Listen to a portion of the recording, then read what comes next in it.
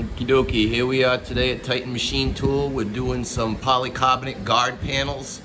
This panel is 36 inches square, and I'll show you what we got going on here, okay? It's gonna be a big guard panel. It's gonna go on a machine, keep the operators out. We're putting some keyholes in it, right there. See those little keyholes? That way we could take the panel on and off the machine without removing the fasteners. Drop it over the head, slide it down on the body, and there's 3 of them. One there, one down here. Okay, and then we got a couple holes in the middle of the panel. Right there, we got a couple holes there. We got a couple holes over there. That way we can put a grab handle on it. We got this grab handle.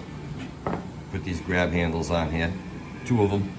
That way you can grab the panel, lift it off the fasteners, the keyhole slots, and get it out of the way, and then easily put it back on.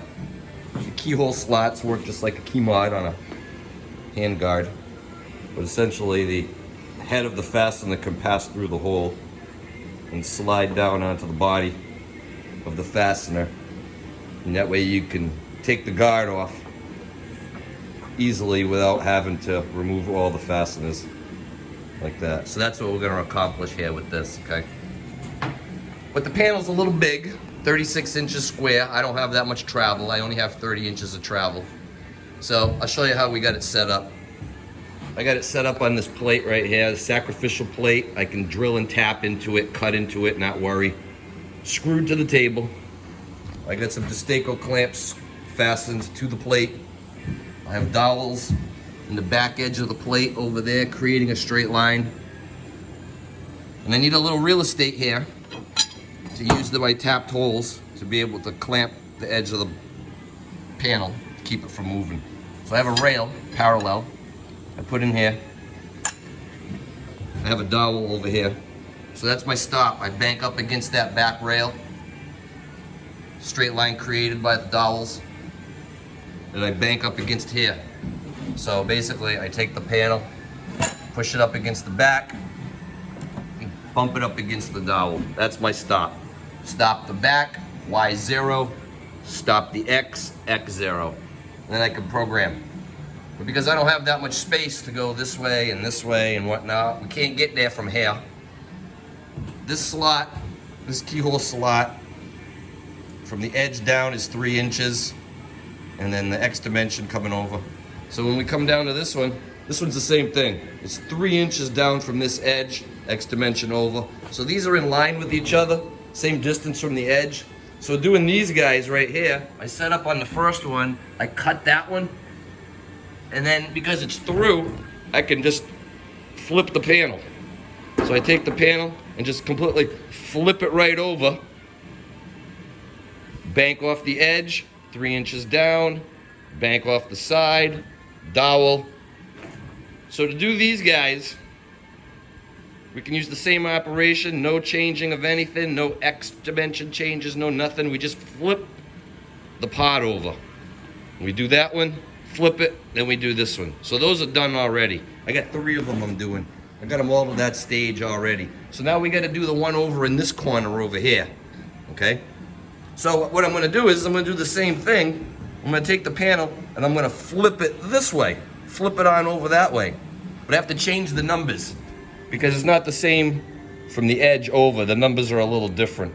So I reprogram it with different numbers. And instead of this being 0, 0, my Y is still 0. But instead of this X being 0, my datum taken from this side, I'm flipping the panel over now. And these things are saw cut to size, so this is 36 inches. And for what we're doing, 10 over, 15 over, 10 under, 15 under, it doesn't matter. Because these holes don't even exist on the machine yet, so they're gonna transfer these holes to the machine when they put these panels on, right? So I'm gonna just bank off this 36 inch edge when I flip it over, and I'll change my datum from this being 0 to minus 36 inches. So that's what we're gonna do here. I did one already. One keyhole, datumed from 0. the other keyhole when I flipped it in the Y. Now we're coming over here, we're gonna do this keyhole, we're gonna flip it in the X. So we're gonna go bloop and flip it over like that. And then we'll call the edge that we bank up over here minus 36. So here we're at right here. All right, so now I'm working one-handed, so I'm gonna flip the panel.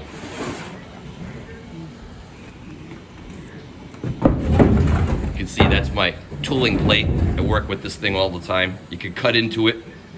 You can drill into it. You can tap it where you need your clamps.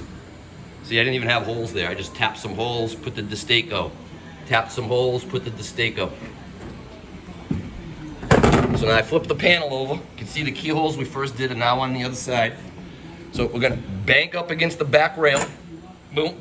We're gonna bank up against the stop, which was 0, but it's now gonna be minus 36. Put this aluminum plate over here, just to spread the pressure from the clamp out a little bit. Now I'm holding pressure that way and pressure that way. It's tough to do when I'm holding the phone, so. Staked. We put this plate down over here, same deal, just so we could spread some of that pressure around. Staked. So now I'm coming around this side. I'll take this rail out because I need that tapped hole. So we slide this out, put it aside, grab my, look at this, dropping stuff. So then I get my clamp, put my clamp over here, screw it to it.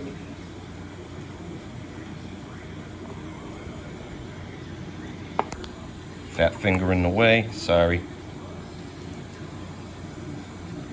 So we pinch it. We're just cutting, it's plastic, man. This thing doesn't take much. It's gonna cut right through this, no pressure. So the clamp and the 2 Destacos will hold this in place, but I put this big metal plate on it just to keep it from flopping around, just to add some weight. It's a big vise jar I got. I can screw it to the vise with these 2 holes. I can screw it to the vise with these 2 holes. And then I use this as like an angle plate or a knee. And I can screw my clamps right to it. So this is just to keep the plate from flopping around. All right, so now we're gonna cut that hole right there. Now, like I said, this stop originally was 0, but I changed the DRO to this, instead of being datum at 0, it's now minus 36. So we're banking up against that. We're banking up against the back rail, and I changed the program to reflect the new positions where the circle pocket and the slot need to go. All right, so we've X center location of minus 32 and 5/8 by minus 3 in the Y. So that's what we're gonna do. This is now 0 over here.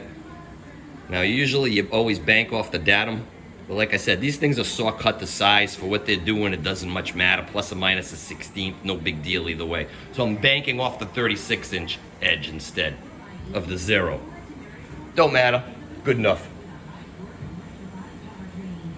All right, so let's position. Well, this guy's gonna go over, it's gonna cut the slot first, and then it's gonna do the circle pocket. I could have did it in one mill feature, but I would have had to figure the intersecting points of the arc and the slot, so it's easier this way. Spindle on, spray mist on. That's a 297 diameter, 2 flute end mill, high-speed steel. I'm gonna plunge just to clear the chips, lock the quill.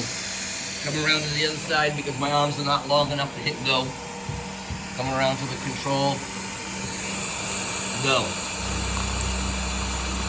We're cutting the slot first.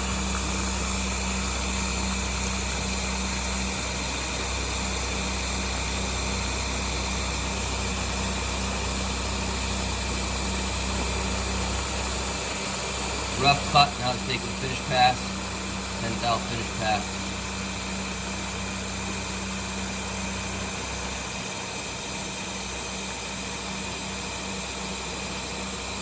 Nothing special going on here with the cut. It's more so the setup on how I do them when they're really big and you don't have enough travel and dimensions are not critical. Just do the math. Lift the quill. Position for the circle pocket. Bring the quill back down. Lock the quill. Press go. Circle pocket. So that's making the diameter for the clearance for the head of the screw.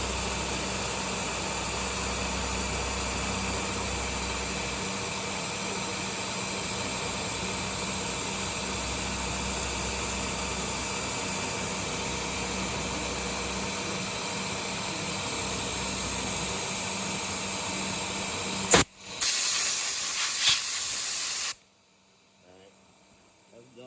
Lift the quill. Smash the phone. Now I got another position drill in here just for this thing to get out of the way. It's gonna move out of the way now so we can go over and check our work.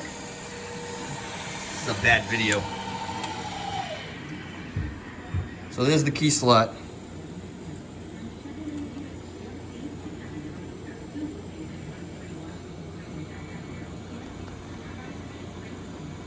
So that's that. That's how I do it. Destaco clamp holding it down. Destaco clamp holding it down, just so that it doesn't move around. It's a big panel. It's hard to hold in place. Put that one little clamp down right there. Pinch it in place, and some weight. That's all that is. It's just weight, just to keep that panel from flopping around. So that's what we're doing today at Titan Machine Tool.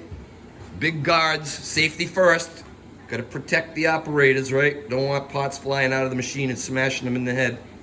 That would be bad. So here we are, signing off for today. 12 minutes. Adios.